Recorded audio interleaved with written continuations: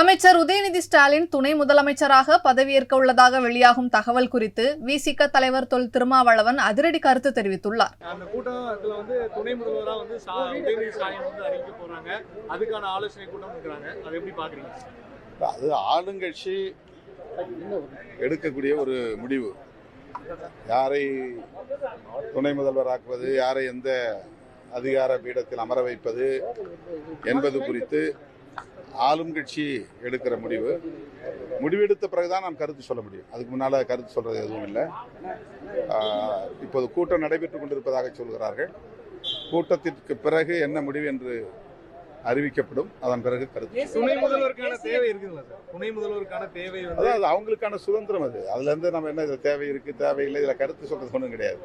ஆளுங்கட்சிக்கான சுதந்திரம். அவங்க சுயமா சுதந்திரமா அவங்க கட்சி முடிவு பண்ணக்கூடிய விஷயம். அதனால அவங்களுடைய கட்சியினுடைய முன்னணி தலைவர்கள் உட்கார்ந்து பேசுறாங்க. பேசட்டும்.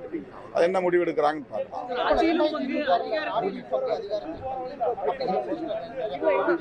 அது குறித்து நான் ஏற்கனவே போதிய விளக்கம் சொல்லிவிட்டேன். திரும்ப அந்த கேள்வி கேட்க வேண்டாம். செய்திகளை உள்ளது உள்ளபடி தெரிந்து கொள்ள ரெஃப்ளெக்ட் நியூஸை சப்ஸ்கிரைப் பண்ணுங்க.